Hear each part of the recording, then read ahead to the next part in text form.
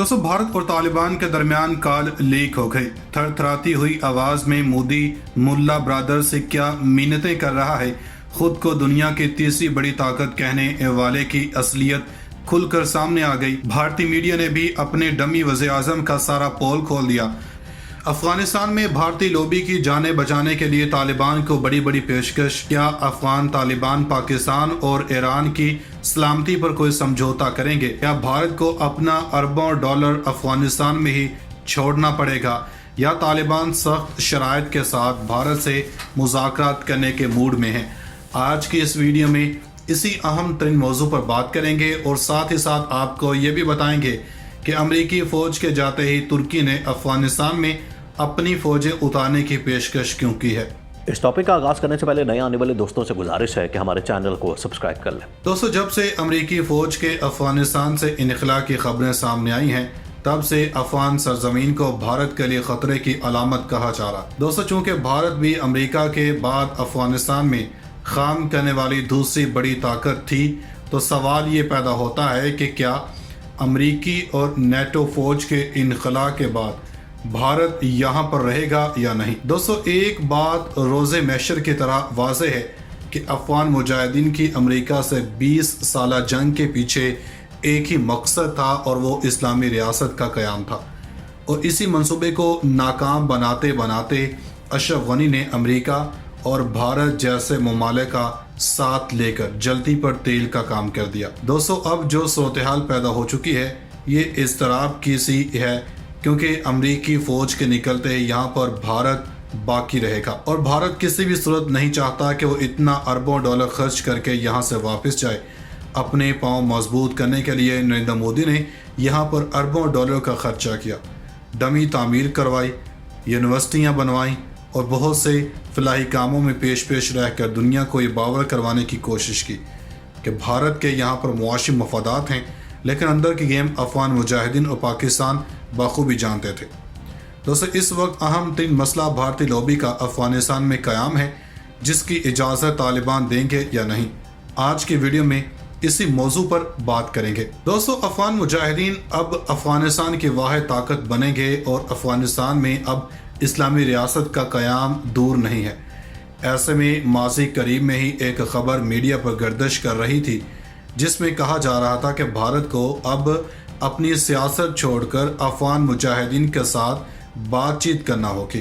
तो इस खबर की सच्चाई मंज़र-ए-आम पर आने के बाद भारतीय न्यूज़ वेबसाइट हिंदुस्तान टाइम्स ने अपनी एक ख़बर में दावा करते हुए कहा कि भारतीय हुकूमत ने पहली बार अफगान मुजाहिदीनी रहनुमाओं के साथ बातचीत की है, जिनमें अफगान मुजाहिदीन के नायब रहनुमा मुल्ला अब्दुल गनी ब्रदर भी शामिल थे। रिपोर्ट में कहा गया है कि इक़दाम भारत में एक अहम तब्दीली का पेश खैमा है। वाज़ेह है कि भारत का इससे कबल अफगान मुजाहिदीन से कोई राब्ता नहीं था। दोस्तों, रिपोर्ट के मुताबिक ज़राए ने हिंदुस्तान टाइम्स को बताया कि भारत और अफगान मुजाहिदीन के मबैन पिछले कुछ महीनों से राब्ते चल रहे हैं, लेकिन अभी तक ये वाज़ेह नहीं है कि ये किस नौइयत के हैं। रिपोर्ट में मज़ीद कहा गया है कि मुल्ला ब्रदर ने भारतीय हुकाम के साथ पैगामात का तबादला किया था, लेकिन फ़रीक़ैन के मबैन किसी मुलाकात की तस्दीक नहीं हो सकी है। इस हवाले से ज़राए ने हिंदुस्तान टाइम्स को बताया कि दोनों फ़रीक़ैन के मबैन एतमाद का फुक़दान होने के बावजूद कुछ दीगर अफगान मुजाहिदीन से भी रब्ता किया गया है, तहम इसकी वजाहत नहीं की गई। दोस्तों, दूसरी जानब दोहा में अफगान मुजाहिदीन के तर्जुमान सुहेल शाहीन ने इंडिपेंडेंट उर्दू को बताया कि मैंने यह रिपोर्ट देखी है, लेकिन मैं इसकी तस्दीक नहीं कर सकता। भारतीय हुकूमत ने भी इस रिपोर्ट पर बाज़ाब्ता तौर पर कोई तबसरा नहीं किया। दोस्तों, वाज़ेह है कि अफगानिस्तान, पाकिस्तान और ईरान के लिए भारत के गैर मुल्की मंदूब JP सिंह का दौरा काबुल अफगान रहनुमाओं के साथ बातचीत के तसलसल का एक हिस्सा था। दोस्तों, अफगान मुजाहिदीन के एक तर्जुमान ने इस दावे की तस्दीक से इनकार किया है, क्योंकि भारतीय मीडिया ने इस हवाले से दो तरफा बयान देने की कोशिश की है।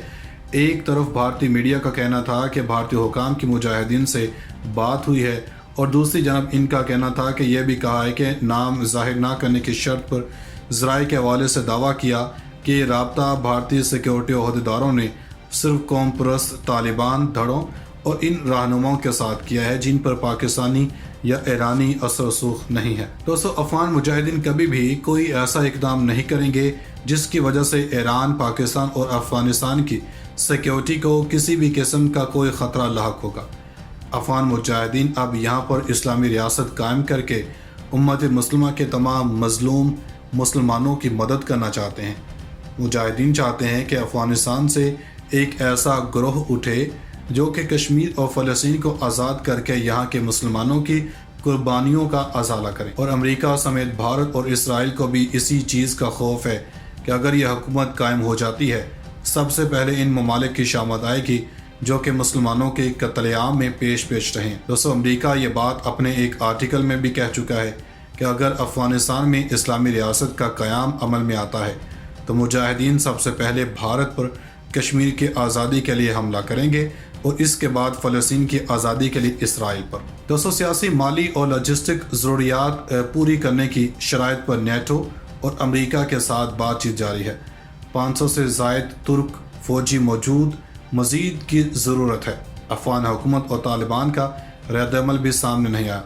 ترکی نے امریکی نیٹو فورسز کے انخلاء کے بعد کابل ایئرپورٹ کی حفاظت اور اسے چلانے کی پیشکش کر دی ہے، تاہم امریکی حکام کے مطابق انقرہ کچھ شرائط عائد کر رہا جنہیں طے کرنے کی ضرورت ہے۔ نیوز ایجنسی کے مطابق ترک حکام کا کہنا ہے کہ انقرہ نے یہ تجویز مئی میں نیٹو اجلاس کے دوران پیش کی، جس کے بعد امریکی اور ترکش حکام نے مشن کے لیے ممکنہ تقاضوں پر بات کی، جس میں بعض پر واشنگٹن نے اتفاق کیا۔ ترک ذرائع نے بتایا کہ امریکی انخلاء کے فیصلے کے بعد ترکی نے کابل ایئرپورٹ کی سیکیورٹی یقینی بنانے کی پیشکش کی۔ اس فریم ورک میں نیٹو اور امریکہ کے ساتھ بات چیت جاری ہے۔ ترکش وزارت دفاع نے اپنے وزیر ہولوسی اکار کے حوالے سے کہا کہ انقرہ کی پیشکش کا انحصار تمام اتحادیوں کی معاونت پر ہے۔ افغانستان میں مختلف شرائط کی بنیاد پر قیام کے خواہاں ہیں، جن میں سیاسی، مالی اور لاجسٹک سپورٹ شامل ہے۔ اگر شرائط کو پورا کیا جاتا ہے تو ہم حامد کرزائی انٹرنیشنل ایئرپورٹ کی ذمہ داری اٹھا سکتے ہیں۔ نیوز ایجنسی کے مطابق نیٹو مشن کے تحت افغانستان میں 500 سے زائد ترک فوجی تعینات ہیں۔ ترک حکام کے مطابق ایئرپورٹ مشن کے لیے مزید فوجیوں کی ضرورت پڑے گی۔ افغان حکومت اور طالبان نے پیشکش پر ابھی تک تبصرہ نہیں کیا۔ یہ بھی واضح نہیں کہ طالبان کے لیے ترک مشن میں توسیع قابل قبول ہوگی یا نہیں۔ ناظرین، مزید ایسی ویڈیوز دیکھنے کے لیے ہمارا YouTube چینل سبسکرائب کر لیں۔